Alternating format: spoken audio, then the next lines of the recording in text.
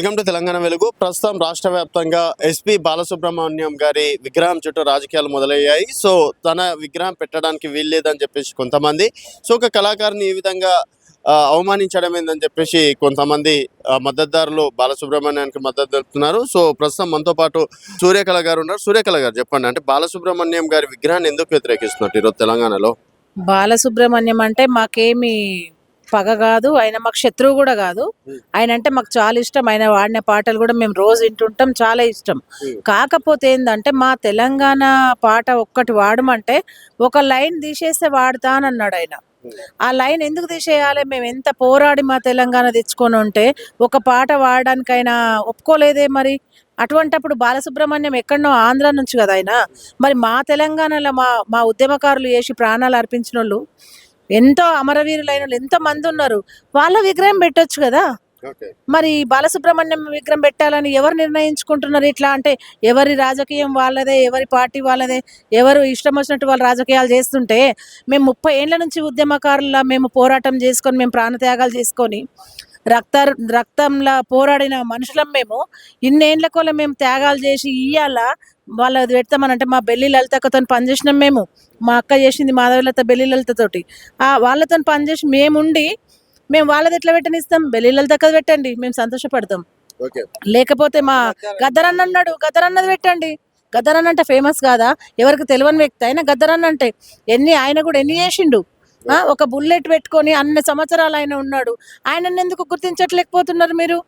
ఇవాళ బాలసుబ్రహ్మణ్యం అని అంటే బాలసుబ్రహ్మణ్యం పెట్టాలని మీకు ఇష్టమైతే మీరు బాలసుబ్రహ్మణ్యం పెట్టుకుంటారా? ఇవాళ ఎంతమంది ప్రాణాలు పోయినా ఇవాళ మాకు ఇచ్చిన హామీలు అమలు చేయట్లేదు.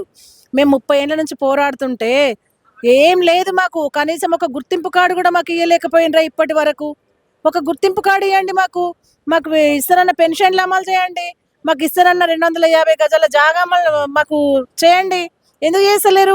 మేము ఇన్ని కళాకారుల విషయంలో ఎందుకు తెలంగాణ ఉద్యమకారులు అంటారు? మా తెలంగాణ పాటనే వాడనన్నాడు ఆయన. ఆయనది ఎందుకు పెట్టనియాలి?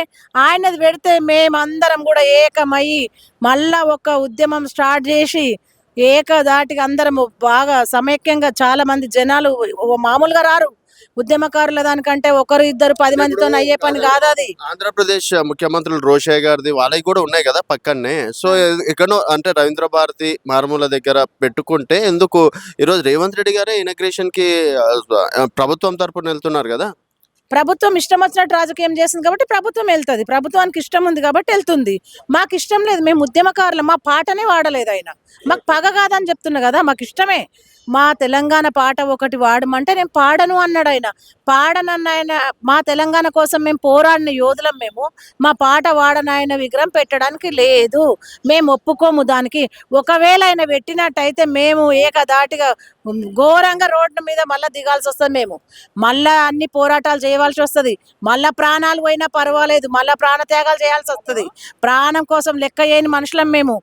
ప్రాణం లెక్క చేస్తే మేము ఉద్యమాలలో దిగం. మేము మా ప్రాణం పోయినా పర్వాలేదు, మేము పోయినా సరే. మా సంసారాలు ఆల్రెడీ కుటుంబాలు పడ్డాయి. లక్షలు లక్షలు ఖర్చులు పెట్టుకొని మేము తిరిగినాం ఉద్యమాలల్లో. ఉత్తగా మేము తిరగలేదు. ఎవరో ఇస్తే మేము వచ్చి ఉద్యమాలలో జైన్ కాలేదు.